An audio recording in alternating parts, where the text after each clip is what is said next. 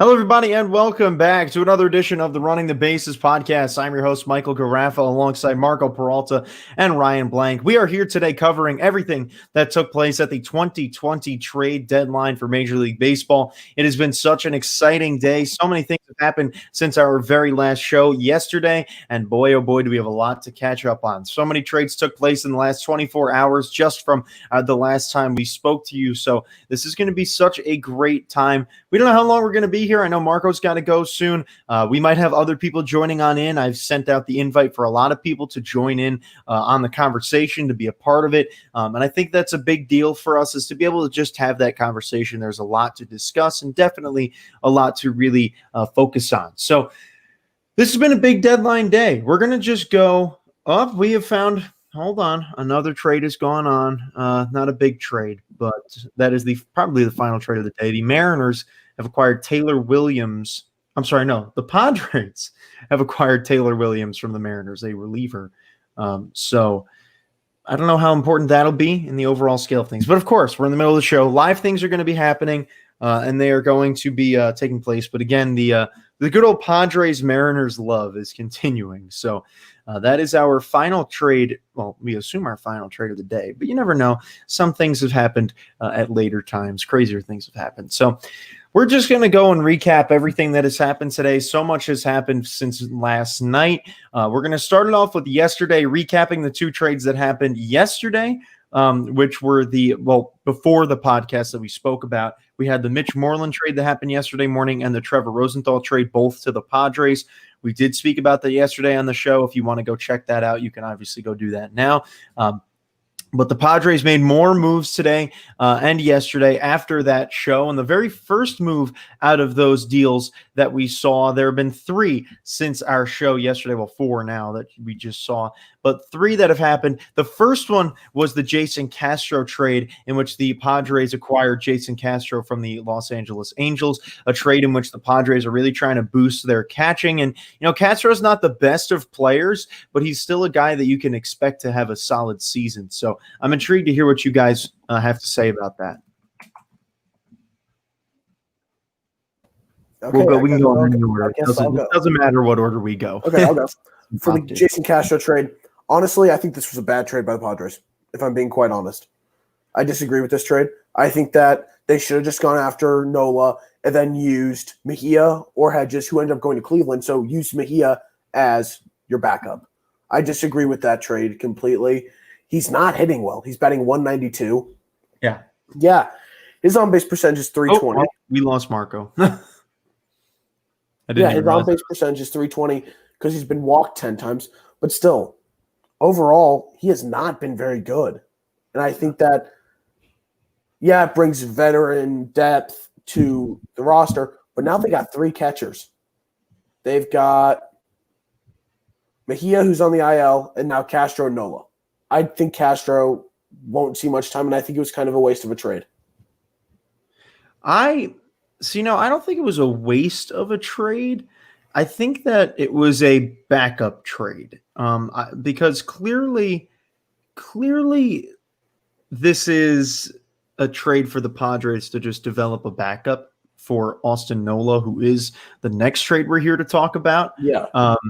And I think that this is important because Nola's not a very old guy. He is only 30 years old.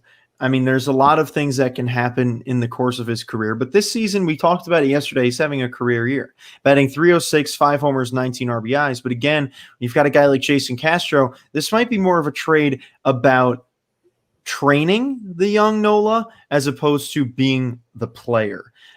It's kind of similar to when the Nationals had Matt Wieters on their team. They used him a lot as a trainer, kind of similar as well with David Ross and the Cubs. So it is a big deal for me that they got the Nola trade to go through. That was a massive trade that took place yesterday. Completely. It was the last trade of the day, and it was a big trade because that was a guy that a few teams have started looking at since yesterday. A very underrated player, probably the most underrated catcher in baseball, and he is having a really solid season. And like we said yesterday, he is on our all-star team, so I think there's a lot to be talked about. I think it is going to be a really unique trade from that Mariners perspective. But again, we have seen, we've got Marco back here. We have seen the addition of Austin Nola now be a potential really big deal for the Padres, who now have completely changed their catching situation from yesterday to today with 2 players. Ryan, you're muted. Thank you. Yeah, their catching situation is completely different now. And I think it's a good thing. Nola has been very impressive this year. I think that was a very good trade for them. I think that was a really good trade. When I said that I think the Castro trade was a waste of a trade, I don't think it's a complete waste, but I think when looking at your backup and having Mejia when he comes off the IL, I'd rather have Mejia than Castro. Right. So, well, I agree. So that's my sense on that. But going with Nola, I think this is a great trade for them. Gets them a catcher who's solid defensively, has a good bat. This is a very good trade for them. I really think that it's just going to boost their lineup and their catcher situation drastically. So the Padres made a great trade by acquiring Nola from Seattle. Right. And the trade that the Padres made last night with Castro, like I said, especially considering Francisco Mejia being the young guy that he is, that could be more of a training situation, not only for Nola, but for Mejia. You know, once he comes back, have 3 catchers on the roster and then have Castro be that trainee. And I think that it is important to have that development of a player. Nola is just getting into his first season as a star. And it's important for him to develop that in himself and yes, learn along the way. But I don't think he's in the position to be training a young Francisco Mejia, who is potentially the future of that Padres catching staff. So that is a big Marco. We know you've got some connection issues, but if you've got anything to say about the Castro and Nola deals, you know, that is the floor is yours. Hopefully you guys can hear me pretty good. So the thing I like about this trade is that basically it helps a whole lot the Padres in their catcher position, because we knew that Austin Hedges was not having a really great season. I guess so I think that Nola being he's having a pretty good season in his time. So it adds on to the talent pool that the Padres have, and also I don't know if you guys talked about it already. Now you have Mike Clevenger on the team. So basically this team is a serious team now to try to make that push if it was a regular season, we'll talk about like if it was a wild card team to try to win the World Series. Absolutely. You know, so that's how I see now the Padres. You know, am I concerned about them? To an extent, because they are playing really good baseball. But like I said, this team has to earn their respect for what they've done this season. It's been beneficial for them this 60-game season. It's seen how great of an impact they can make in the NL, and you never know what they can make in the postseason. You know. And these are things that I don't think we'd be talking about if this were a normal 162-game season, because at this point, there have been a lot of trades today for teams that are 3 games under 500, 4 games under 500.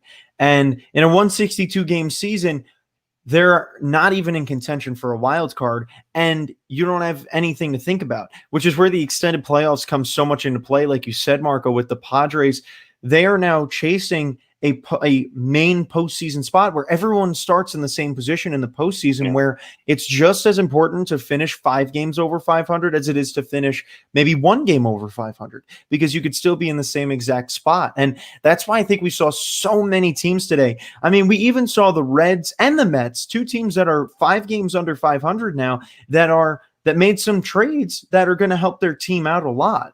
And I think those are really important to note, that there are teams here that are going for it still because they know that their season is not fully lost, knowing how many teams are getting in. And that's the thing that I don't think many people are thinking about. Something that people need to understand as well is that obviously went to 162 games. Whoever's hot at the end is the one that's potentially going to win it. Right. But the thing about this year is obviously if you're hot, you're hot. But the thing is that now you're like at a level playing field in the playoffs. It's kind of like the NBA. You know, you're going to enter at the same level as everyone else, and you're fighting for the position, or you're fighting for the next round. You know, so I think this is going to be a very interesting closing time of the season. These last 20-something games, It's going to be very, very, very interesting because it's going to be a full-on wild card race for all the teams that are under 500, and I wouldn't be surprised if there are teams that are under 500 that make it to the playoffs. Because that's just basically the season we're in right now. And obviously, if it's 162 games, there have been teams that go under 500 and make it to the playoffs. But it's going to be a very competitive playoffs because we saw so many trades go down today. For example, like you said it, Michael, your Mets, they've hadn't had the best season that people have been hoping for, but they got Todd Frazier. That is a crucial asset for the Mets, not because he's from because he spent most of his career at New York in the Mets uniform, but the fact that he has playoff experience now when he got traded to the New York Yankees a couple years ago. So he knows the environment and he knows how to teach the guys on how to make that playoff push and make sure that he's that type of leader for the Mets if they do make it to the playoffs. So that's why I think Todd Frazier was one of the most underrated, I won't say underrated trades, but it could have the potential of having the most impact for a team that's fighting to get into the playoffs. Yeah, and I think obviously now Marco, you're just talking about a lot of things we'll be talking about later on, but again, he is going to be leaving, so it's important to note that he's trying to get all those big things in. So I'm glad that you are touching on those because we won't get your opinion on some of these trades that are coming down the road. But Ryan, I'm going to cut in. I was going to throw to you. Yeah, I was going to throw to you. I saw you. This team has been red hot. They've been really good, and I think that they're going all in. This proved that they're all in for this year, but to an extent, I feel like they did too much. I feel like they gave up a lot of their future for the next couple years, especially because you've got Machado for 8 years after this. You've got a lot of guys for multiple years, and they gave up a lot. But at the same time, it makes a lot of sense. Go all in. Go get your chance to win. They haven't had a season like this where they've been this successful in a long time. This is their chance to go and do it, so it makes sense. But to an extent, I can see an argument to where they went too deep. But go ahead, Michael. Go ahead. I think the thing is that a note I saw was that they kept their top 8 prospects after this. They still have they only gave up one top 10 prospect. Yeah, exactly. That was the good part. That's exactly. That's the smart managing which is their top 10. But at the same time, I believe that there are guys in that top 10 and below for them is insane because they have one of the best farm systems in the entire major leagues. So I believe that it's going to have an effect. Again, I can see that argument. Personally, I'm kind of split, but I think it makes a lot of sense for them to go all in when they have the chance and have 2 MVP candidates this year. They have it. So go for it. But at the same time, I think they might have given up a little bit too much of their future potentially, even though they gave up a lot of guys who are blocked at their positions. I want to piggyback on what Ryan said right now, and I kind of agree to him with him to an extent. But what I'm like, it kind of says what Ryan was saying. If it's the perfect season to go all in is right now because they're red hot. They have to live up to the hype as much as they can, because who knows if next year they're going to be this hot, because maybe just Tatis, he just had a 50-game hot streak, and then the rest of the games he would have been not as good, I'm not saying he's a great player. We've seen him play awesome this whole entire season, but you just don't know. So I respect what the Padres did because it shows that, hey, we know we're in a tough division with the Dodgers, and we're thankfully that the Rockies, they went down a little bit. The Giants, they sucked. The D-backs didn't live up to what they were expecting. So this is the perfect time to get to where we want to be, to make a statement for the next season, for teams to take us serious, and to say that, hey, we are a competitive team that if you really want to be better than us, you're going to have to be very, very good. And that goes to the Dodgers as well. So I respect how the Padres handle this trade deadline, and I'm really excited for them because now they got 3 big arms in their starting rotation. You got Paddock, you got Lement, and you got Mike Clevinger. Those players have so much future, and they're going to be crucial. If they're able to re-sign Mike Clevinger, that big 3 rotation right there is going to be deadly for the NL West and the NL in general. Arbitration at the age of 31. He's there for at least 2 years. Yeah, exactly. That was So a great basically, trade for them. Yeah. So I am completely impressed with what AJ Preller did. He did a terrific job going out, buying, and putting his team in the best situation to win and become contenders. They did a great job. And this is a team that, even looking at the roster, look in the future how good they could be. Because remember, they just got Moreland. Moreland has another year on his deal. If for next year a universal DH is put in place, watch out. Moreland is a terrific piece for them, especially because he's an upgrade over Josh Naylor at DH. So I think the Padres have put themselves in a great situation to compete and fight for the NL and for the World Series. So great job by them. Ultimately, I don't know if it's enough to take down the Dodgers. The Dodgers are so stacked. I really like what the Padres did, though. Yeah, I will say this. I will say this Mark. about the Dodgers. So the thing that we're struggling with as of right now is the consistency of starting pitching. Mm-hmm. Clayton Kershaw has been really, really good. Walker Buehler, he was getting his form, but he just got hurt, so he's in the IL for some time. And then besides that, Ross Stripling has a over 5 ERA, and he didn't look very good against the Rangers, And besides that, there's not a lot, The thing that we've been depending on the most is obviously the bats, but besides that, we've been depending on the bullpen to make sure that we're winning every single game, because starting pitching has been not so consistent as we wish it would have been. Besides Clayton Kershaw, but that's why I think, hey, if whoever faces us, if they get at us really, really early with the starting pitching, they might have a chance to beat the Dodgers. So that's why I wouldn't say like it's what the Padres said is enough to beat the Dodgers.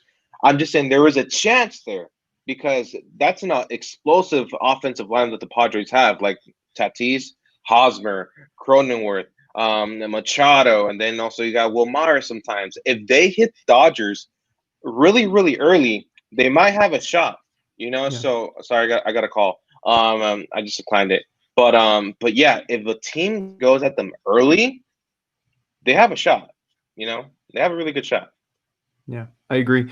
Lots of stuff going on there, and obviously you guys brought up the Mike Clevenger deal, and that was the biggest deal of the deadline. We had a lot of big trades going on, but this was the highlight. Every year there's that one highlight. 2017 was the Yu Darvish deal to the Dodgers. 2018 we saw 2017 was also Justin Verlander. I forgot what 2018 was, but I know that last year was Zach Greinke as well. We've had a lot of really, really big trades that happened over the course of these deadline deals. Or wasn't 2017 was also Manny Machado, wasn't it? Yeah. Or was that 2018? No, that was 2018. That was 2018. That was 2018. Yes, 2018 was Manny Machado. So there are these headline deals every year, and Mike Clevenger is this year's headline deal. Not one of those guys that you would expect to be a headline deal. He's not a Manny Machado-esque player, but he is a guy that I think, honestly, he gets a lot more respect than his numbers show for. He's a great player and he's got a lot of great potential, but for a guy whose numbers have not been as good as they can be, I think people are really looking for his potential. Ryan, I'm more speaking of that his numbers aren't as good as they can be, and he gets a lot more. Oh, we lost Marco. He gets a lot more respect than his numbers have, which, look, this is a guy who has the same numbers as a middle of the road starting pitcher, a little bit better than that, but still he has the potential to be that amazing guy, and we have seen that. And I think that's what the Padres are expecting here. And I think that for Mike Clevenger, this is a massive deal for him. This is an ego booster. This is overall going to boost his morale, being this headline of the trade deadline. And I think this is huge for him, especially knowing that the Indians didn't particularly like him, especially after they suspended him from the team for a few days for breaking protocols. So I think it's great for him. A new start, a new opportunity. But what do you think? Wow, by what you just said. Clevenger is a terrific pitcher. But his numbers aren't as good as they can be. He's Have got you a seen him this year? 3.18 ERA with a 1.37 WHIP. He's not too good. It's just like Garrett Cole. Clevenger is a very Oh, I good agree. pitcher. This is a brilliant trade by the Padres because this gives them that trio that they need. Because they have Lamet, they have Paddock. Mm-hmm. Now they have Clevenger, who could be the potential ace of that rotation. Yeah. They've put themselves in such a great situation by buying and getting Clevenger. Yeah, they gave up a lot. I can't even say that. Not really. They didn't give up that much. I mean, it was a 7-player deal. They gave Austin Hedges, which and is Cal fine. Quantrill. Cal Quantrill, I think, was the biggest. But I think the Padres win this trade because they just got their guy, their third guy in that rotation, and their potential ace in that rotation. They've got him. And I really think this is a terrific trade. Yeah, they gave up one top 10 prospect for Mike Clevenger. That's a terrific trade. Yeah, absolutely. I can't argue with that. I really do think that this is going to be a terrific acquisition that I think is going to be paid dividends for years to come for the Padres. Yeah, and I think he's going to be a part of one of those duos. I mean, Dinelson Lamet is a great pitcher this year, but he has been so inconsistent in his career that we can't count on him to be, a trio player. He's not like a Noah Syndergaard, Jacob deGrom, Matt Harvey kind of deal that the Mets had. He's more of a guy who, if he's good, then absolutely you've got a trio, but I don't think you can call that a team trio. But for right now, that is what they have. But for the future, you look at this, you've got Mike Clevenger and Chris Paddock 1-2. Makes you wonder for a wild card game, especially this season in a wild card game, you throw Chris Paddock out there and you throw Mike Clevenger out there in the same game. You can easily do that and then throw Dinelson Lamet out there in game one of a DS if you get that far. So this is a massive opportunity for those players to get involved and be the top of their game. And I think that is what the Padres are going to be going for here. This is the biggest move, like I said, of the deadline. There's a lot more to come still. We've got plenty of trades still to talk about. Again, I invited Dom onto the show to see if he wanted to talk, and if he does, he'll be here talking about the Padres. But there's a lot that we will be covering in this time. Don't know how long it's going to be, probably more than an hour, but I mean, there's a lot to do. We're going to discuss again the trades, and we're going to be talking about the players that stayed put that were hot topics coming into the deadline. So obviously that'll come after the other trades. So I just want to have more about Clevenger. Yeah. I think that Clevenger is happy to be out of Cleveland, especially after everything that happened. This is going to be good for both sides. Absolutely. Because Cleveland gets rid of a guy who they're pissed off at. It kind of betrayed them.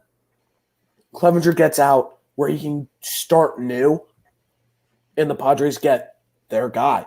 Because you've heard they've wanted to be in the mix for Garrett Cole. They wanted Steven Strasburg. They wanted these big-name guys. Mm-hmm. Noah Syndergaard. They get Mike Clevenger, who can become one of those big-name guys. He's got so much potential that he can become a huge name like Strasburg, like near Cole. He has that potential and can get there. And I think they're buying on that. And that's not a bad thing at all.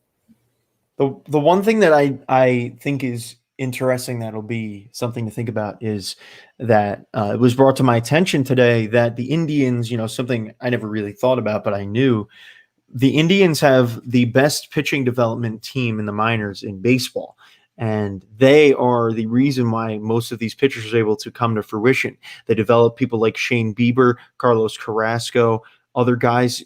Corey Kluber came up through that system. Mike Clevenger right now. And look at how good they still are. They traded Bauer. They just traded Clevenger, and they traded Kluber, and still have a terrific rotation with Plesac, Carrasco, and Bieber. Terrific. Yeah. They've still got, and they're still in such contention. In the entire league. Actually, I take that back. They have the best.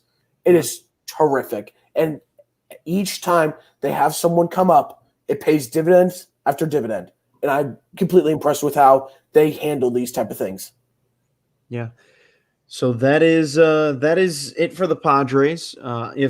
If Dom does decide to come on, then we'll we'll bring it up obviously again to get his perspective, but those are a lot of big deals. But that does not mean that these other deals coming up are not huge. Those are just the biggest deals that we had of the day. That trade. What? Ross Stripling was just traded to the Blue Jays. Where are you seeing that? I just got a message about it. Let me make sure I'm getting it on Twitter. I'm not getting anything on Twitter. Let me see. At all. I'm not seeing that. Let's see it. Hold on. Very interesting. Yeah, it's coming out. I'm not seeing it. Where?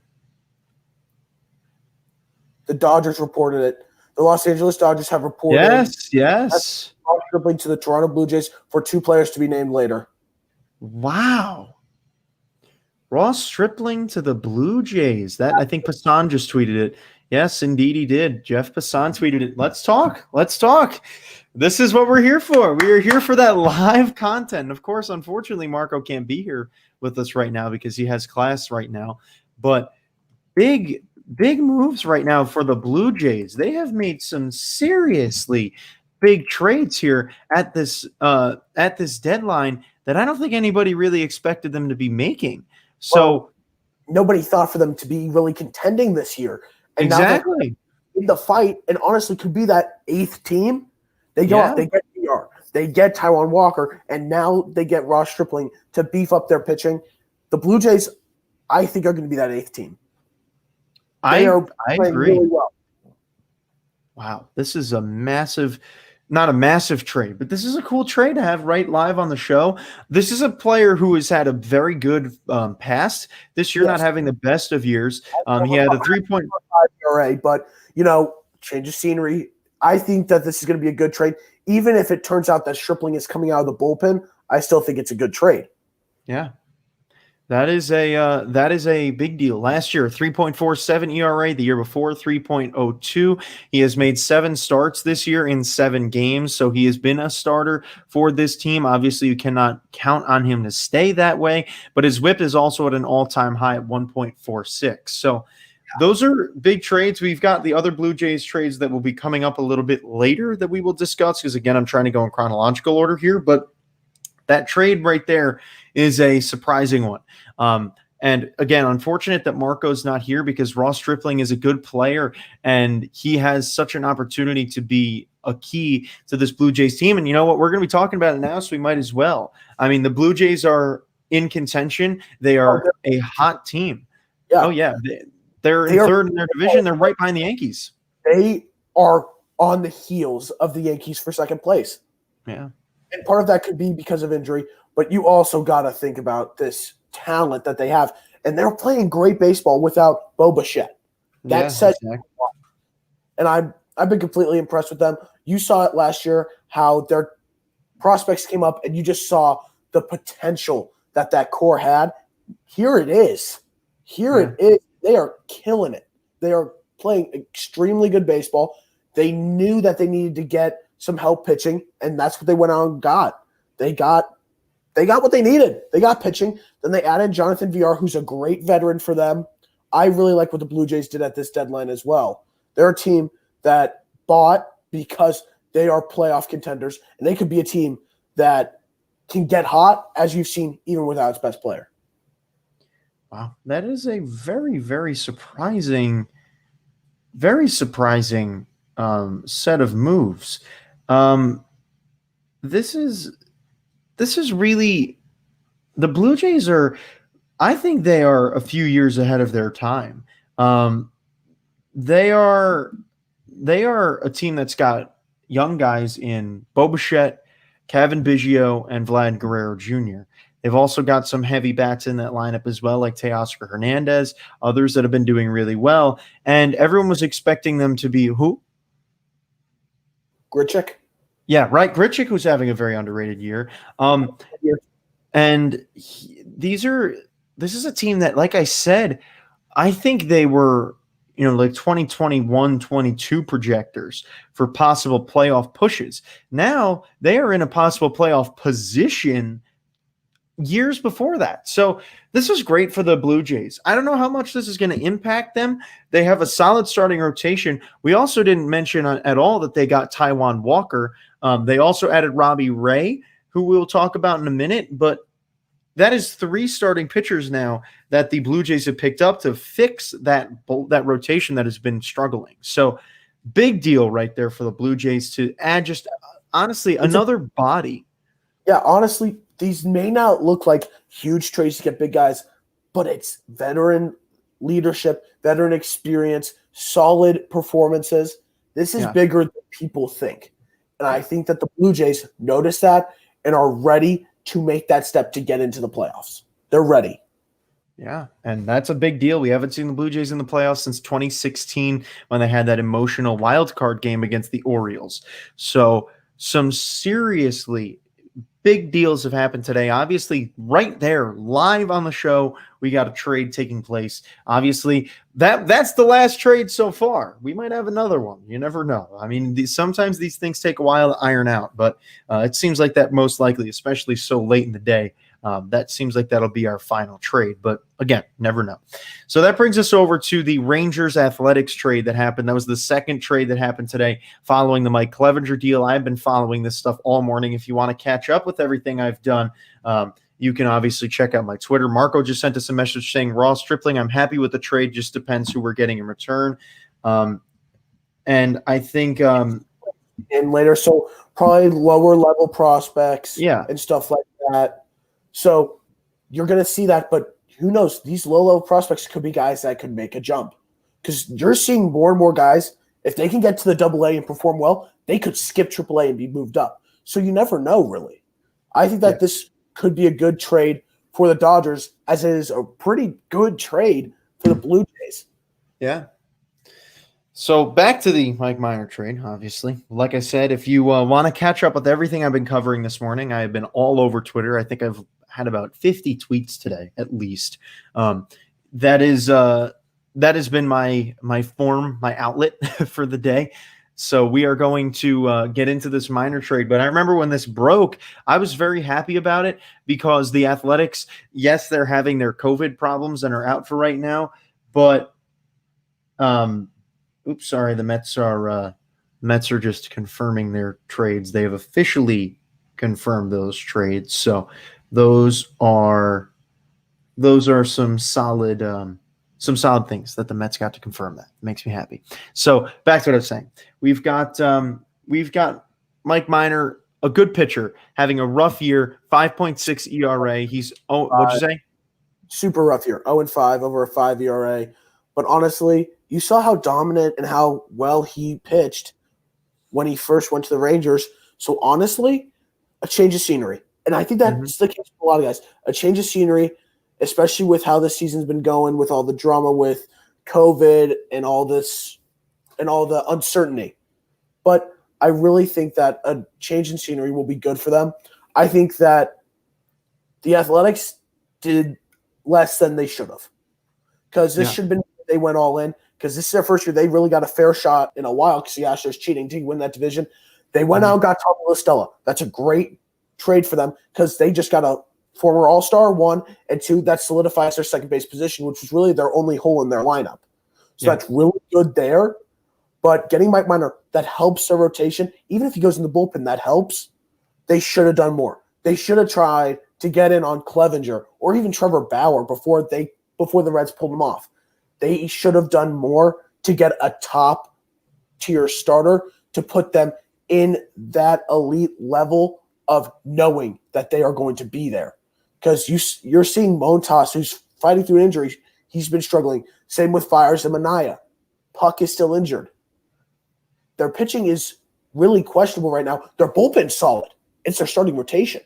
So I believe that they could have done more, and I believe they should have done more. But getting Minor does help. Yeah, and like you said, I think you hit the nail on the head there. Really not much for me to say. I just think they should have done a little more. They've got the offense, but they don't have the pitching right now. And I think that's going to be the difference between them making it deep into the playoffs and them getting knocked out early by a team that has the pitching.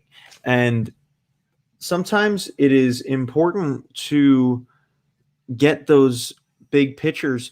Yes, Mike Minor is good, but in concept, it's very similar to the Robbie Ray trade that we're about to talk about. It is a guy who is having a very terrible a very terrible year, and he can very easily continue having a very bad year. He could also very easily turn it right around. But, like I said, segueing into that Robbie Ray trade, which we will in a minute, this is a big toss-up that the Athletics are making. Thankfully, they didn't give up too much for him, but if he doesn't really play out too well, then it's going to make you wonder, why aren't we doing this? Like, why didn't we go out and get Lance Lynn, who is still on the Rangers and he's not going anywhere? So why didn't they just go for someone bigger? I don't know. That's going to be the question everyone's asking. Why didn't they go for someone bigger? They can give up something to go all in. When you're a team like the Athletics, who are strong contenders and have a true chance to get to the Fall Classic, you got to make those sacrifices like the Royals did in 2015, trading for Cueto, trading for Zobrist. They should have made those deals, and they didn't. And I think it might come back to hurt them. Minor helps, but he's not the guy for the complete answer. Yeah. So that is just that's something to be seen. We'll be following, obviously, Mike Minor as he goes throughout the season, but we'll see. We will absolutely see. I think that is a questionable trade. We are obviously getting more and more things developing throughout the show that we might see. So if you see us getting distracted, it's just both of us checking Twitter and seeing things, because stuff for the Mets are, like I said, finalizing and officially naming their deals, as Bertie Van Wagenen has officially now named them all. We'll talk about them later. But that brings us into, like I was talking about before, the Robbie Ray trade. The Arizona Diamondbacks finally trading Robbie Ray to the Blue Jays. This is I feel for the Diamondbacks fans right now. Robbie Ray, yes, the fans feel like he's not having a good year, but the last two deadlines before this year, he has been a hot topic. Thought about going to the Yankees, thought about going to other teams in the last few years, and the Mets had the same thing with Syndergaard, where in the last two deadlines, they were actively shopping him, but didn't go anywhere. And that is exactly what happened with Robbie Ray. The D-backs finally got their man in the Blue Jays to pick him up. And I don't understand why they've been working so hard to get rid of him. This year, I get it. He's having a very tough year, and that is not good. And again, with the Blue Jays, thankfully, they were smart and made two other moves to surround Robbie Ray, unlike the Athletics. We were talking about the Athletics. They made this trade for a guy who's up in the air, can't definitely be that big pitcher that we think he can. We've got to see about that. But with the Blue Jays, Robbie Ray's in the same boat. He's a pitcher who's got a lot of potential, but isn't having it this season. But they have the two other guys in Taijuan Walker and Ross Stripling now, who they just traded for, that will sandwich him in and will hopefully give them a better balance in that rotation. I think that's been one of the things that's hurt Robbie Ray this year, is because he's had to be leaned on. He's been heavily relied on, especially with the struggles of Madison Bumgarner, then him going on the IL. And then you also have Zach Gallen, who hasn't been consistent, been very inconsistent. It hurts the Ray. Let me try to phrase this better. The Blue Jays made the right move here. Yeah. The Jays decided to go get guys to surround him, because they also have Hyun-Jin Ryu. They have now Taijuan Walker, and they now have and they now have Ross Stripling. They have pieces now that are going to get them where they want to go, and they're going to give Robbie Ray talent around him to where he won't be relied on, and where he can just go out there and pitch and not have that cloud over him. So I think this is a good trade, and I think that the D-backs honestly should have traded him last year when he had more value. Past couple years, he had more value. I would have traded him then, but they're still getting something for him, and it's a good trade for both sides, I think. Yeah, and Robbie Ray is the best year of his career was back in 2017, where he had a 2.89 ERA. He finished, I think, 6th or 7th in the NL Cy Young voting. I can't remember. Let me go to Baseball Reference. Baseball Reference. You keep going. I gotta get the stat for you. For Robbie Ray, he's a guy who is almost dead last in walks. Gives up a lot of walks, but he strikes out a lot of guys. His potential is there. His command is not. He is a guy, like my friend Cole Bradley said. He is the guy who can put the bases loaded, get the bases loaded with no outs, then get out of it without giving up a run. Yeah, that's who Robbie Ray is. He has the potential. They just got to get it out of him. And yes, that's hard, but if there's a team that can do it, it's the Blue Jays because they've surrounded him and they can let him be free with the ball and let him do what he really needs to do and just trust himself. He won't have that. Yeah. Like I said, I think he's had a lot of pressure on him with the D-backs, and I think getting him to the Blue Jays where his pressure isn't going to be as high, I think it's going to help him. Now, this is also a Blue Jays team that last year traded away two big starting pitchers in Marcus Stroman and Aaron Sanchez. Haven't heard anything about Aaron Sanchez. Last year he was hurt, and then this year we've got Marcus Stroman who opted out. So those didn't work out well for them, but they filled those holes fairly nicely. 2017, yes, he was an all-star, finished 7th in the Cy Young voting, which is, I mean, he had a 2.89 ERA that year. Obviously, that was his best year. But the thing that stands out to me this season, this is the highest Ks per 9 that we have seen Robbie Ray have in his entire career this year. He has a 12.5 K per 9 rate. But the other problem is his walks per 9 are also at 9. So he is walking the world, and that is really not helping him out a lot. Not giving up too many home runs, but he is also giving up a lot of runs. He leads baseball with 27 earned runs. That is just not the numbers he needs to have. And I think that for Robbie Ray and the Blue Jays, a lefty pitcher is always a little bit more valued than a righty. You can get righties anywhere, but to have a valuable lefty pitcher is important. And I really am impressed with how the Blue Jays went about this. Didn't give up too much for him because he's had such a tough season, but they can easily retool this guy into being the starter that they need him to be, that he has been in the past. Yeah, Robbie Ray could get back to that 2017 form. He can. The Blue Jays did the right thing. They swooped in on a year where they don't have to give up too much. Right. And I think it really did help them, and I think it's a good trade. Yeah, there's no other worries for me in that deal other than he's just got to keep it up. He's got to do better than he has been this season. And if he can do that, then the Blue Jays get a big deal here. We move on to the next trade, which is kind of a pair of trades, but we're only going to talk one at a time. We start off with Starling Marte. He was traded from the Arizona Diamondbacks to the Miami Marlins. A big opportunity for the Marlins here to make this trade really impact their season. They helped themselves out a lot today by getting a win over the New York Mets, which was obviously super, super big. They're making the playoffs. They are in an opportunity to make it to the playoffs for their first time in over a decade, and they helped that out by adding Starling Marte, who is batting .311, has 2 homers, 14 RBIs. His OPS is at .827, a very respectable season, and a guy who was traded to this team in the offseason by the Pirates is just shipped back over at the trade deadline to another team in the Marlins. So I feel bad for Marte. He can't seem to find himself in the same spot. Such a high-value player, and really I don't think he gets the respect he deserves. This is a .311 hitter who is being traded to the Marlins for Caleb Smith, a starter who is definitely not the best starter out there. I think this is a steal for the Marlins. We've had there were a lot of those deals this year where I said, man, that is a good deal. And all of them were really for the players that were the big, the teams that sent away the big player. We didn't see any teams overpaying for those big players. And I think that is really important to keep in mind, that this is how this year's going. People realize the need, and people realize that this is the time to do well. And Starling Marte can help this Marlins team out that had the COVID problems in the beginning of the season to now get themselves to the playoffs and be a contending team for the first time in a very long time. Yeah, this is a great trade for the Marlins. The more and more I saw Starling Marte throughout the season, I saw that there was a chance of him getting traded. Because it just did not appear that the Diamondbacks were going to pick up his $8 million option for next year. The Marlins will. The Diamondbacks wouldn't. So it makes sense for them to trade him.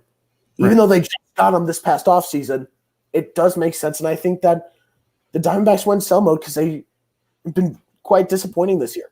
They were supposed to be like the Padres, fighting and being in second place in their division, and they're 14-20. They are not playing good baseball right now. They had lost 8 in a row. They're not playing good baseball right now. They've been struggling, and I think that led to them selling. But I think this helps the Marlins, gives them an upgrade in the outfield, and gives them another veteran who can help their young guys, and this could help push them to get to the playoffs. So I really like this trade, actually, for the Marlins. For the D-backs, they get a pitcher back in Caleb Smith, who hasn't been terrific, but has had some flashes of brilliance, honestly. And he could be a guy that replaces Robbie Ray in that rotation. So I think they got the return that they want. And I believe that this is a good trade for the Marlins. Not as much for the Diamondbacks right now, but I think that the Marlins have gotten themselves an upgrade as they are really going into fight for a playoff spot this year.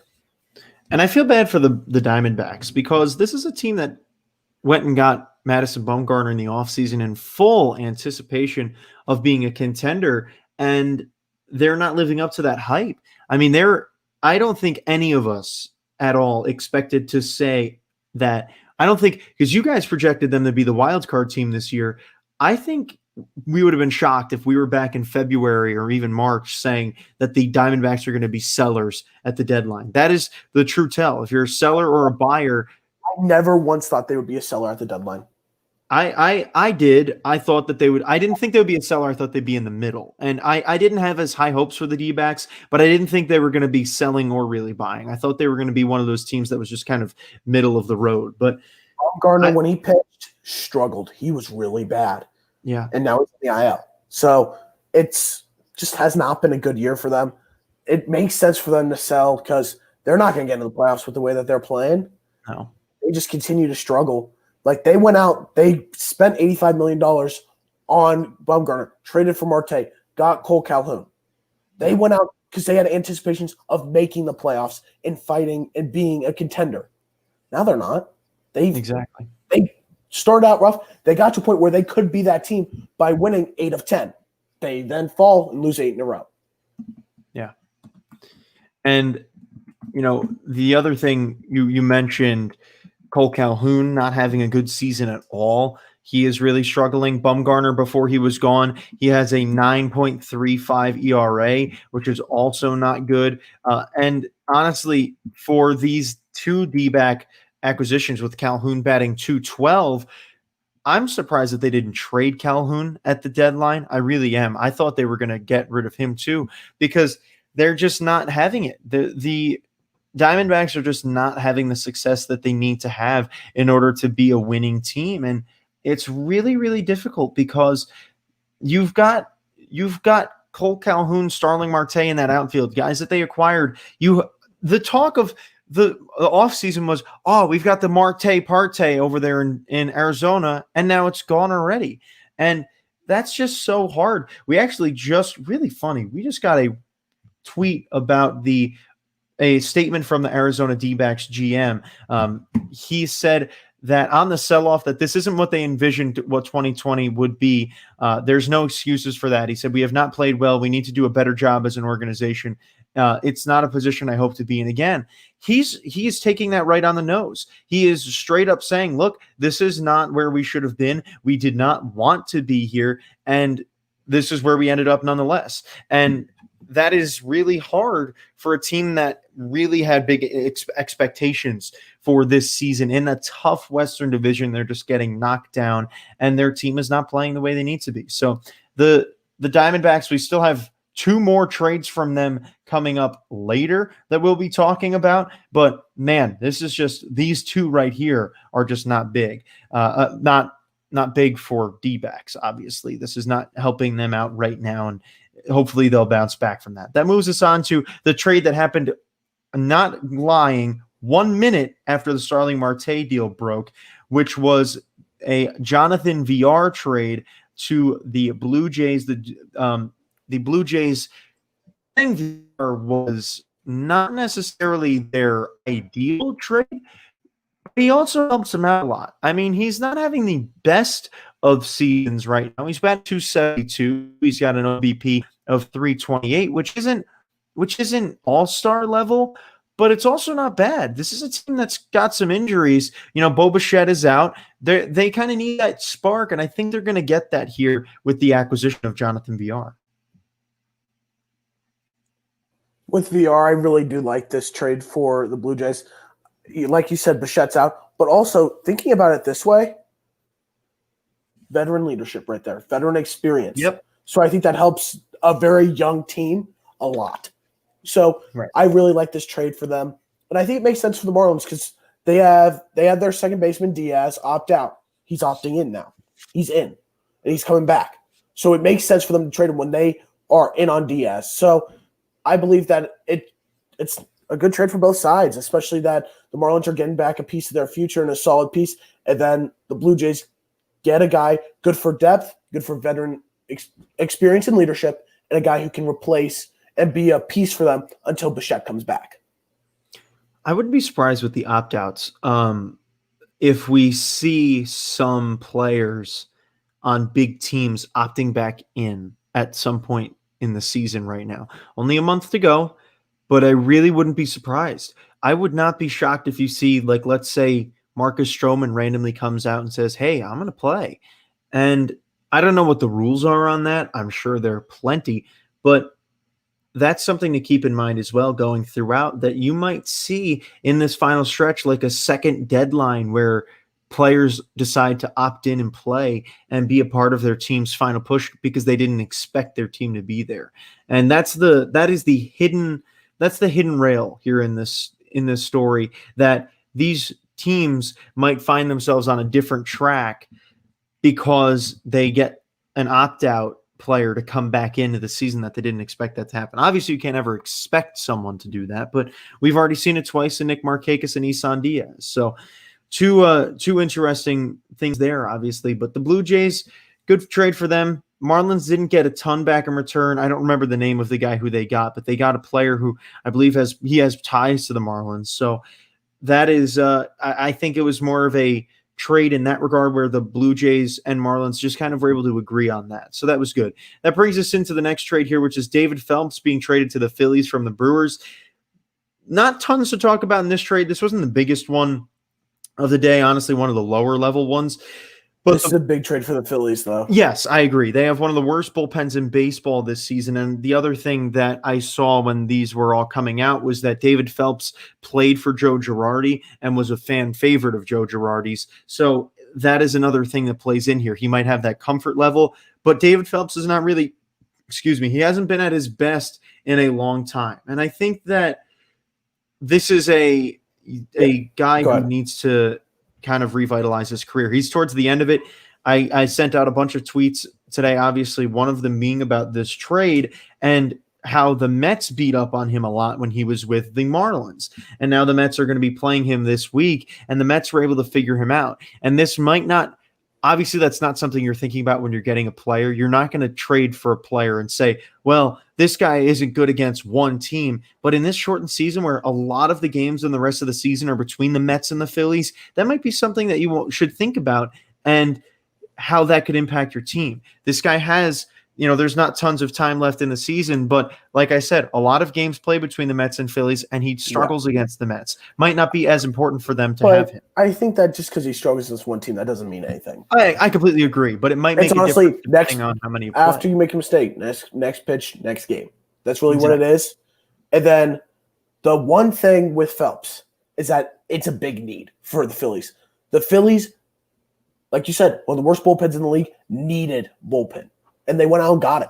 Phelps, he's not terrific by any means, but it's depth, and it's another bullpen arm, which is what they severely need. So I think it's a good trade for the Phillies because it addresses their priority needs, and it's a need that if they didn't address, they really are on the outside looking in. So this is a big trade for them because it just gets them that arm and that depth that they truly need. Yeah, and obviously with the Phillies, I mean, I looked and they are playing 7 games against the Mets for the rest of the season. But for a reliever, it's important to just get someone who's going to get you depth. And they've got a lot of injuries, a lot of problems in that bullpen. Yeah, David Robertson's done for the year. I was about to say David Robertson, who they got last year, who hasn't done anything for them. It has just been very difficult for them to have that. But we have official word now that the trade deadline is done. There are no more deals. Everyone's kind of saying it. But again, we've got so many things that happen, and this Phelps trade is obviously being overlooked a little bit because it's not as big of a deal. And I kind of agree. I think that this is a trade where the Phillies were needing something, might have been a desperation move, but it helps them out a lot if he can play well. So we'll see about that. Move on to another Diamondbacks trade here. They traded their left-handed reliever Andrew Chafin to the Chicago Cubs. We'll pair that up with the Red Sox, who traded Josh Osich to the Chicago Cubs. Both Cubs-involved trades, both left-handed relievers. The Cubs have had a need for that. They said that they have Kyle Ryan in their bullpen, but they are not satisfied with just him in that bullpen as the lefty arm. And I think that for the Cubs team that is really making a push for this division that was off to such a hot start this year, they're looking for that division. They feel good. They saw the Reds made some moves, or rather, actually, it was more the other way around. The Reds saw the Cubs made moves, and then they made some moves as well. Just two lefty arms that can impact their bullpen in a positive way. You know, this is a terrific trades, I should say. Yeah. Because they're low on left-handed arms, and they've needed it. They aren't, like you said, they aren't satisfied with Kyle Ryan, who's been solid, but they need more, and they went out and got it. I really think that this was a terrific job done by the Cubs because it addresses their need of left-handed pitching, and I think that that's just going to help them continue their push to stay atop the National League Central and get into the playoffs, especially with the Reds, who we'll get into their trades later, can come out of nowhere. I still have faith in the Reds. Yeah, I completely agree. And the thing I'm thinking about right now that I actually didn't even realize was the players on this team. We've got to think about, if you're not trading within division, they are going to have to move from one state to another. And we'll have to think about how quickly can some of these guys impact these teams. How quickly will they be able to get here? Will they have to deal with, depending on the state they're coming from, will they have to deal with quarantining possibly? I doubt anyone would. I highly doubt anyone would make a trade without vetting those things first. Rosenthal was traded a couple days ago, pitched yesterday. Okay, yeah, exactly. Yeah, he joined the team a day later and pitched. So, right, yeah. like Austin. I think Austin Nola's in the lineup today for the Padres. Let me double check that. But again, these are just some big things that people aren't tending to think about. So I would like to see how some of these players will play out, when they'll be joining their teams, and more now than ever, I think you might see a sense of urgency in getting some of these players to these teams, as there's not much time to make an impact. In a regular season, you've got 2 months after the deadline. You know, I remember Yoenis Cespedes showed up like 5 days after the Mets traded for him and made his start. But we're seeing right now, people are being traded to their teams and are going to be there the next day. That's something that doesn't happen very often. Obviously, they tend to be there the next day, but most times they don't rush it that much. So that's we'll see how quickly these arms for the Cubs can make that impact, because they have been struggling lately and they really need those arms to start picking up. So that is an important trade. Getting towards the end of the deadline, these are now all post 4 o'clock deals. That started off with Kevin Pillar being traded to the Rockies from the Red Sox. Actually, this was right before 4 o'clock. I lied. This was like the 3:55 deal. Kevin Pillar traded to the Rockies from the Red Sox. The Red Sox had been having trouble all day making connections on trades. They had been talking about Matthew Barnes, Christian Vasquez, both of those ironically enough to the Mets, but we had been hearing rumors that the Red Sox asking price was a little too high, and they finally connected on a deal and they made it stick. Obviously, Josh Osich was traded earlier. Oh my goodness, we just got another trade. Well, I thought we were done. But we're not. The Giants have acquired Anthony Banda from the Rays. Not a very big trade. I'm not going to talk about it, but funny that we think we're done here, but we're not. Yeah, all of them said they thought they were done. But, you know, it's cool to have those live trades come in while we're on air. So it's nice to have those. But, hey, we'll take it. Another trade. I'm surprised the Giants really went for something like that. But, hey, they're on fire right now, and they're contending for a playoff spot. So why not? Try to get some help. I like it. The Rays, I'm surprised they didn't do anything, but I think they're just waiting on the health of their pitchers who are on the IL. Yeah, I completely agree. And I think that for the majority of these teams, they're looking for players that are going to just give them a little bit of extra boost. I haven't seen any real trades here other than the Marte trade and the Clevenger trade that are going to be all in. We're going big here. And this Pilar trade really, really exemplifies that. Kevin Pilar is a defensive outfielder, hasn't played a ton this year for the Red Sox, but he has been able to be a bat in the past, but he's more of a glove. And thinking about the Rockies, a team that is now really starting to fall off, they need that boost, and Pilar might be able to bring that. A veteran presence in the clubhouse, not even just that, but a veteran postseason presence, like you mentioned with some other guys that have been around for a while, guys that can boost that morale, and Kevin Pilar might be able to do that. So I think we might see that ending up taking place here with this Rockies trade, that he will just not even be necessarily a part of their big lineup, but to be an impact in the clubhouse. Anything on that? Well, for Pilar, I think it's a good trade. Always been a solid defender. Always been solid offensively. Can hit for some power. I think it's a solid trade for the Rockies. They've got a lot of depth in the outfield, but I think that just gives them another guy who they can go to. I think that this could also end up seeing more of Charlie Blackmon in a potential DH role. Yeah. But I like it. I think that it brings more depth. I think it upgrades them defensively in some categories. I think it helps their offense. And the Rockies, they've started to slip, and they don't want to start slipping even more. So they made a couple moves, adding him and Michael Givens from the Orioles to boost the bullpen. So they made a couple moves that I think are really going to pay some dividends for them and help them try to stay relevant. And now I actually didn't realize this. I was saying that Pilar isn't having the best of seasons. He's having a pretty good year. He's batting .274 right now with a .795 OPS. Batting average-wise, that is the best batting average he has had in his career since 2015. So I'm impressed. I didn't expect that to be the case. But the other thing is that he kind of lost a little bit of that edge that he had defensively. So he's still an amazing defender, but we haven't seen him make those Rogers Center-esque catches. But this is a very different ballpark. You've got to keep in mind the Coors Field effect here, the only Coors Field effect that we have to talk about.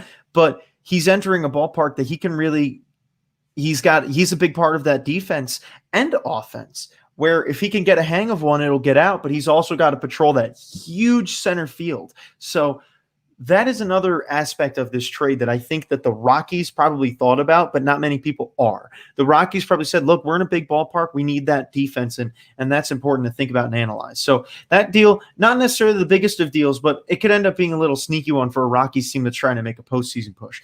So then we get into the past 4 o'clock deals. These are the deals that happened after, well, they happened before, but they were confirmed after the trade deadline took place. The first one of those was right away. I believe it was 4:01 when the Angels traded Brian Goodwin to the Reds. Not a massive trade, but obviously any post 4 o'clock trade gets talked about because we seem to say, ooh, here we go. There were right now, I'm counting 6 trades that were notable that happened after the 4 o'clock mark, which was the most trades we had in a matter of 20 minutes that we had during the entire day. It's just boom, boom, boom, boom, rapid fire trade after trade after trade. And Brian Goodwin to the Reds kicked it off. The Reds with their first trade of the day coming after the deadline, as we saw from the other team Mets in this post 4 o'clock time. So Brian Goodwin to the Reds. What do you think about this deal? I really like this trade. Brian Goodwin, former Royal, so I've seen a lot of them. I really like Brian Goodwin. A solid left-handed bat, solid in the field. I was upset when the Royals let go of him because I thought he could have been a solid outfield piece for them. But honestly, I think that for the Reds, it's a little bit iffy because they got a lot of outfield depth. Like there's no doubt in that. They've got a lot of depth in the outfield. But I believe adding Goodwin gives them another left-handed bat. And looking at their lineup, they're not full of left-handed bats. Yeah, they've got Votto and Moustakas. Other than that, they don't have many left-handed bats, and I think adding Goodwin gives them another one of those, and I think that's a good trade for them to get them another outfielder and another solid bat. So good trade for them. I think that the trade that we'll talk about soon, another one of theirs, is even better. Yeah, and the Angels got a solid player out of Brian Goodwin, not the player that anyone expected him to be. He came up with the Nationals as a top left fielder, but now he has the opportunity to kind of blossom, being a part of a Reds team that is going to the playoffs, possibly. Obviously, they're 5 games under, but they've got a heavy team.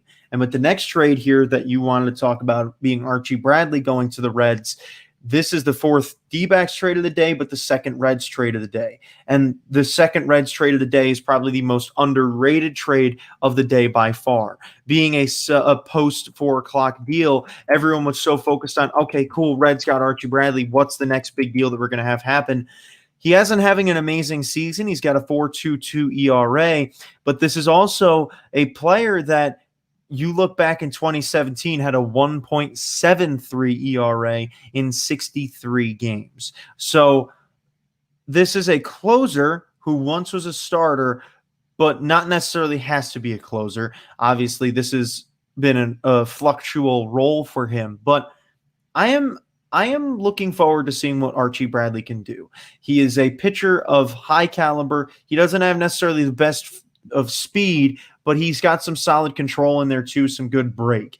A good pitcher, and the Reds making 2 moves that are players that Brian Goodwin, I think, is the move that people say he's a depth guy, but Archie Bradley is for that bullpen, a pitching staff that the starting rotation has looked good, but the bullpen has been the only part of their team that has hurt them a little bit too much. So big deal, but what have you got to say about it? Because this is obviously such an important trade.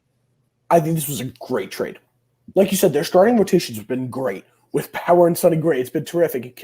And Luis Castillo's been, at times where he's been solid, he's been a little bit iffy. But honestly, I love the Archie Bradley acquisition because their bullpen has failed them a lot and has not been very strong. Archie Bradley can give a huge boost to that bullpen, which is what they need. So I really like this trade. And I just think that you kind of saw it coming with the Diamondbacks, with them starting to sell. I was talking to one of my friends about it, and I was like, just wait, I think Archie Bradley's next. And 20 minutes later, Archie Bradley comes out being traded. I think that this is a great trade for the Reds because they know if they want to get into the playoffs, they have to start pushing now. And they have the talent. They have the lineup. They have the power. And they have the starting rotation. They just need those upgrades in the bullpen. And getting Archie Bradley, that's a big upgrade. Yeah.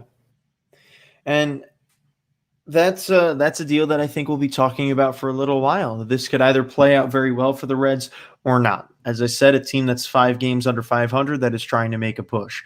That leads us into yet another post 4 o'clock trade, which is the Cameron Maybin deal. The Tigers getting involved. So now all 4 of our teams got involved here at the trade deadline time. Not you today, but Nick's team getting in there with the Tigers getting a big deal of sending Cameron Maybin to the Cubs. Another deal for the Cubs. This is a acquisition for the Cubs that is really, I think, about that experience. Cameron Maybin has been a major league player for now over 10 years. His service time is at 10 years. He made his major league debut in 2007. He has been a part of so many different teams, and the actual number for that is 9 now. Well, this will actually be 10 when he joins the Cubs, but such an impactful player when he can be good. The best season he had really in his career was when he had a very good year in 2016 with the Tigers, batting .315. And that was really the best we saw of him, and probably the last amazing time we ever saw Cameron Maybin have. He's a guy that everyone knows, but not a guy that is amazing.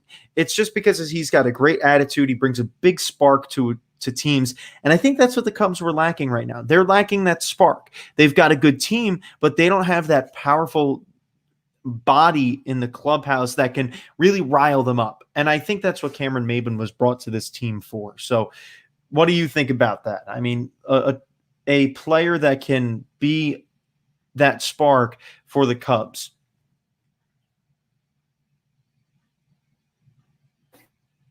Cameron Maybin is a guy who I think is more valued as a fielder and with his speed. I really like Cameron Maybin for those purposes. He struggles a little bit at the plate, but if he can get a nice little streak going, he's a solid hitter. I think that for the Cubs, they're low on outfield depth. They really are. So I think that adding Maben gives him another depth piece. And I think that's how he's going to be treated, which isn't bad. He could be a guy that could be a pitch runner. He's a guy that can come in and give you some solid defensive plays. So I think that for the Cubs, it makes sense to get more depth in the outfield.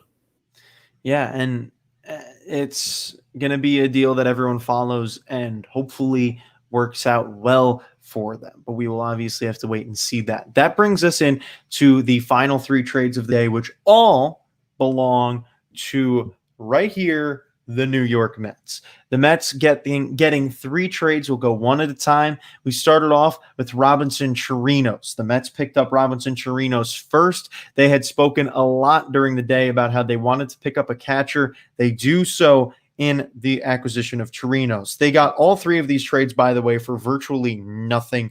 The only trade will be the next one where they gave up a player.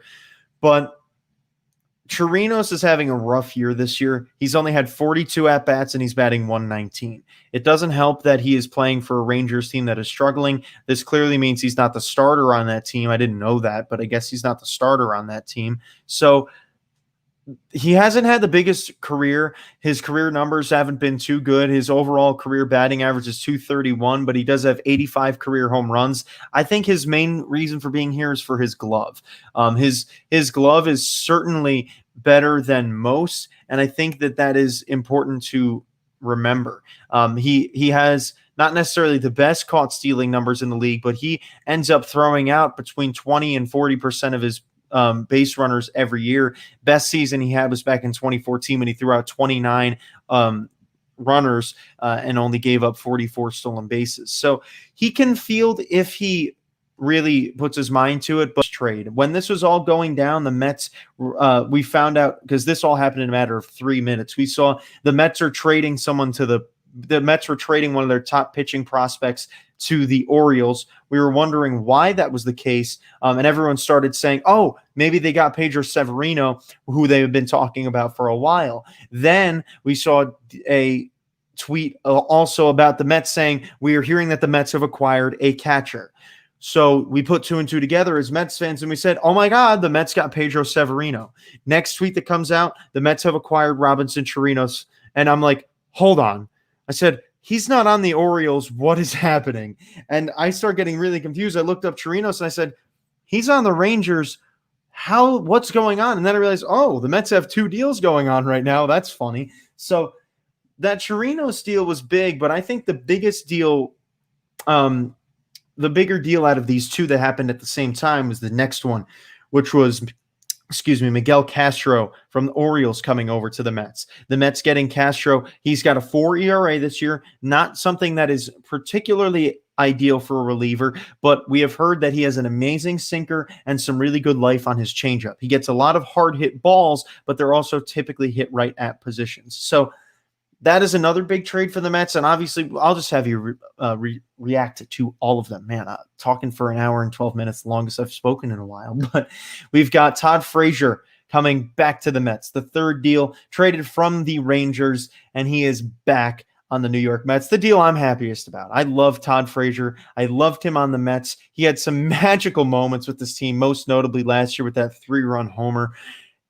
I don't think anyone is upset to see Todd Frazier back. I mean, obviously those sticklers about, oh, he's not having a good year. Well, I'll give you the numbers for Todd Frazier, because he is definitely not having the worst year that you can have. And he's definitely not having the best, but he is having a pretty solid season so far.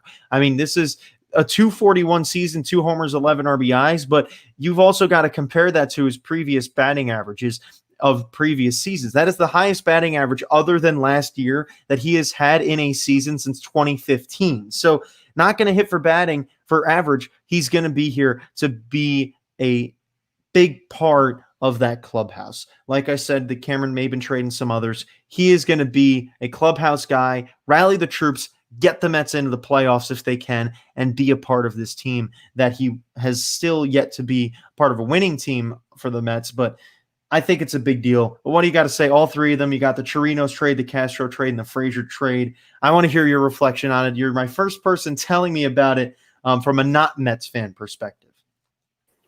I think the best trade for them was Castro. That's just how I feel. I think Castro is a terrific piece to bring in for your bullpen. Bullpen struggled a little bit, and I think it's big for them to get another pitcher. I've seen Castro a little bit, looked at some film. Yeah, I like his changeup a lot. He's got some life to it, got a good sinker.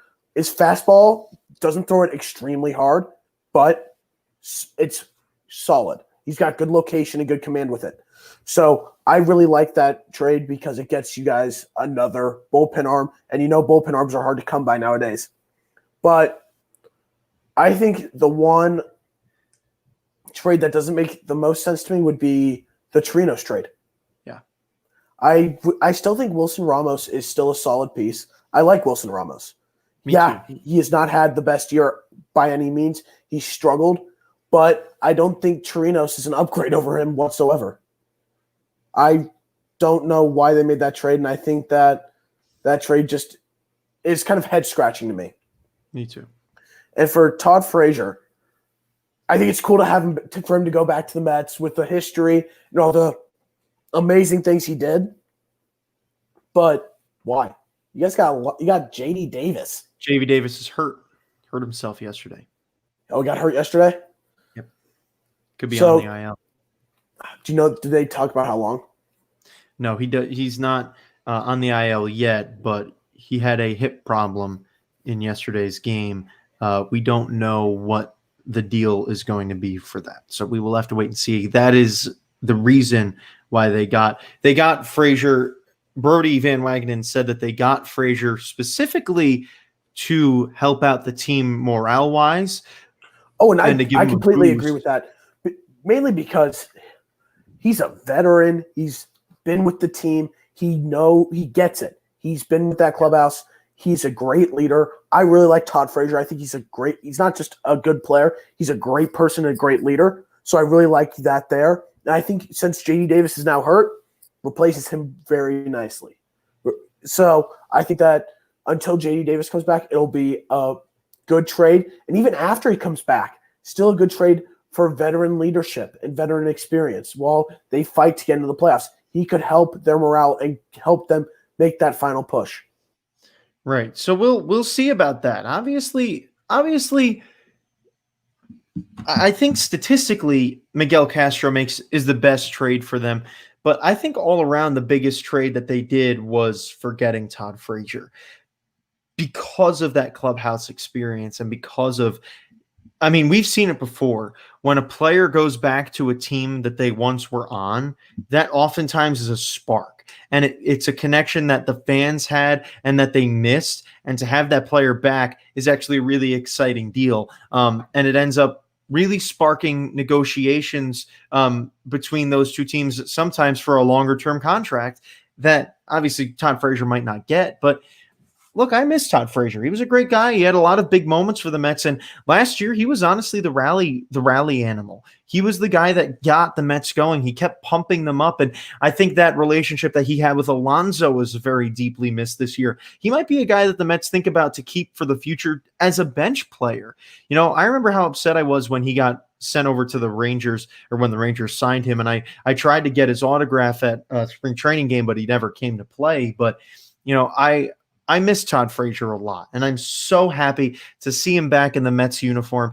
It's going to be such an exciting thing to see him back. Everybody loved him. Great guy.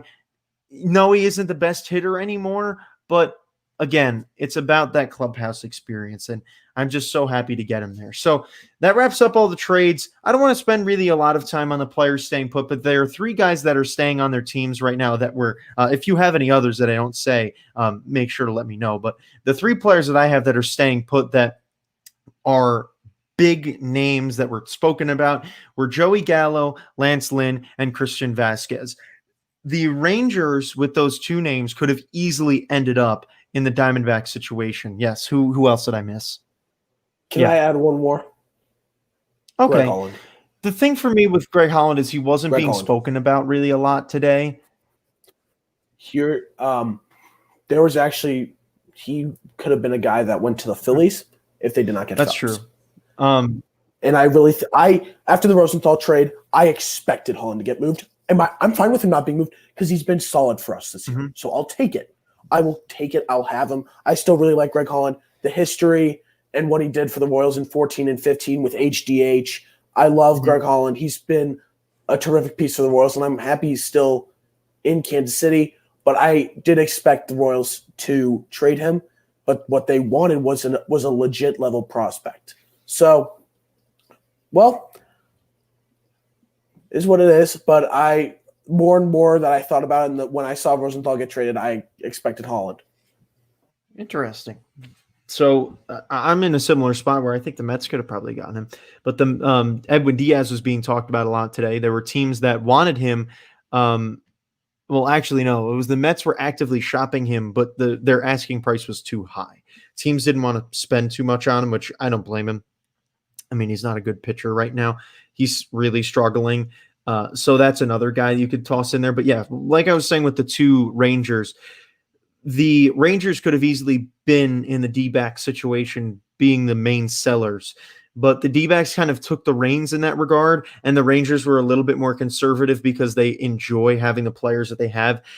But the Rangers also said that this Mike Minor deal was big for them because, well, they're disappointed because they should have gotten more for him last year when they knew they were out of contention, didn't decide to trade him, and he stayed with the team all year, had a great year, but this year he's not living up to the hype, and they got a lot less for him than they should have. Lance Lynn is probably in the same boat, a guy who's not very old. Not very young. He is having an amazing year, but I can't remember the last time Lance Lynn had a really good season. He has been, I'll look that up for you, but he has been all over the place with the. He was solid with the Cardinals. Yes, but that was a while ago, though. He's been on so many different teams, and for him to now be the ace of this Rangers staff is hard for me to think that they shouldn't have. I think they should have traded him. He's a potential Cy Young candidate, and yes, sometimes you might want to say they should trade him. I feel like they could have gotten a great overall for him. Good haul. And I know that there was a rumor that they could package Lynn and Gallo. They could have gotten so much for that, and that would have been huge. That would have been the deal of the year. Oh yeah, for sure. But they didn't do it, and they want to stay put. That's fine. But I don't think they're going to be a playoff team. I think that they really should have traded at least one of those guys, especially Lance Lynn, because of his value. That's why. Yeah. Sometimes it's just more about that. Yeah. Yeah. Vasquez, I did not hear a ton about Vasquez, but I knew the Red Sox were going to have their asking price high, especially after the great year he had last year. He hasn't had as great of a year this year, but he's still been solid. So I did not expect him to be traded. Who was the last one you named? I can't remember. That was him. He was the last. No, who's the other one? You named one? Gallo. Oh, you named Gallo too. Okay.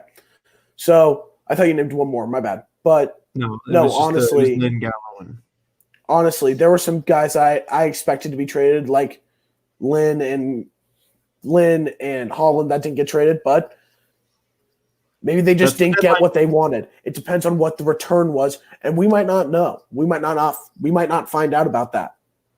Yeah. So it is what it is. I also find it funny how people were reporting that teams were in on Ian Kennedy. Yeah, and then he got hurt. Would want Ian Kennedy. He has been awful, completely awful.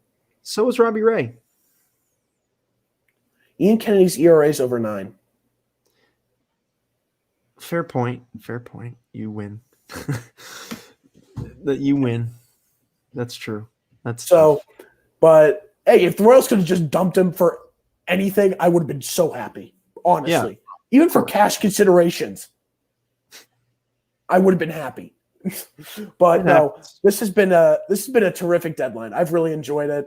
I think today has been a crazy one, and I love how crazy it was. Yeah, I think overall, I mean, this is our first one really as journalists. You and I don't know about you, but I know for me personally, last year I wasn't using Twitter ever for anything. I did little tweets here and there about stuff, but I was never the guy who was going to be constantly using Twitter and tweeting out stuff. So for me to be, so active today was such a different experience, but I was happy about it. I enjoyed it. I mean, I said to myself last night, because I set my alarm to wake up earlier today than normal, because I was like, you know what? It's the deadline. You don't get much sleep on deadline day because stuff can happen overnight. I mean, I woke up repeatedly in the middle of the night and checked my phone at like 2 a.m. to see if anything's happened, because you never know. And we have seen deals happen like that in the middle of the night, where we wake up at like 8 a.m. Eastern time and the deal's been done. And we're like, oh, okay. I remember a few years ago, the Mets acquired they acquired Asdrubal Cabrera at like 10 o'clock at night.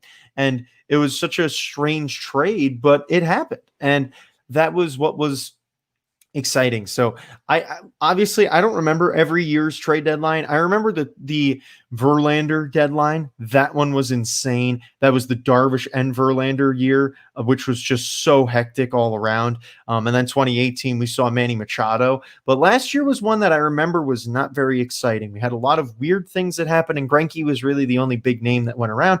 And I remember everyone had so much talk about them, and then it just didn't go through. So last year was an all talk, no pulling of the trigger. This year we had a lot of talk and lots of triggers pulled, and I think that was why this deadline ended up being so exciting.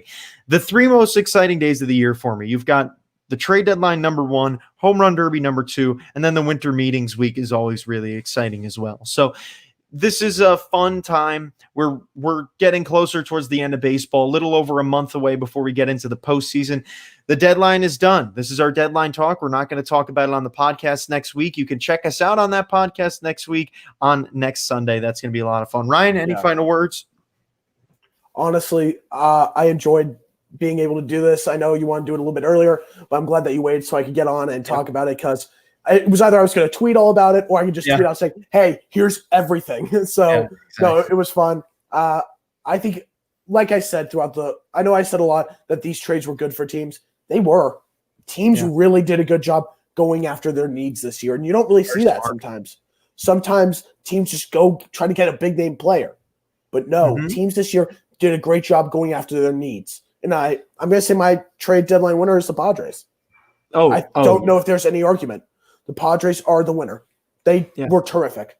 Do I think to an extent they gave up a lot and maybe a little bit much of their future? Yes. But overall, terrific deadline by Preller and the Padres. And they are in prime condition to contend. And I think the funnier thing is that the Padres, people stopped talking about the Padres at about 4 o'clock, maybe even earlier, 3 o'clock. The Padres talk stopped, and it was just an onslaught. So I think people kind of forgot about the Padres a little bit, but it's hard to. Such a good team, so many huge deals. This is a team that's ready to win. They're ready to win now. They're going to do that. I think this should be an annual thing for us. I wanted to do, if I didn't have class earlier today, I was planning on doing a show all morning. But the problem is that I was like, man, how's that going to affect next year? But I'm realizing that this is August 31st. Deadline's normally July 31st. We're at home in the summer. We can do this every year easily all day long. So we'll I don't think we should be doing it all day long, but we can. It's the opportunity. Wake up at maybe noon. Oh, I'd wake up early and do it and be covering it on Twitter, and then start a show maybe 2 hours before the deadline and cover everything. But it is going to be a really fun final rest of the season. Obviously, again, we're back next week. We've got my buddy Brent has written out a show for us. It's going to be a lot of fun. We're going to be taking a very different route on the podcast from now on. We're going to be doing a little bit different things next week. Ryan, I'll let you in on it because the other guys might not see this, but we're going to be doing something fun next week. That is, you've seen it on Instagram. We're going to be doing a pick game. We're going to be picking, you're going to have like a cash total or a point total, and you're going to be picking players that have certain point totals. You know, like someone will have 3, someone will have 2, someone will have 1, and you're going to have to build Fantasy your team. Well, kind of. DraftKings. Yeah, yes, yes, DraftKings. Basically, it's a DraftKings thing. So we're going to be doing that, and I said I wanted to incorporate our all-star teams into something. That's what we're going to be doing. We're going to be making all-star teams with our DraftKings picks. So I think that's going to be budgets. Fun. Yes. Sounds budget. See, this is why I said it to you. So that's going to be fun. come back, check that out next week. That is going to be exciting to watch. You're not going to want to miss it. Thank you. If you stuck around and watched this entire time, nobody has stayed live with us. But if you watch the whole thing after the fact, I give you major props for that, because this has been a long show. We've had a lot to talk about. The trade deadline has come. It has gone. But boy, oh boy, are we happy about it. Thank you, everybody, for watching. We'll see you all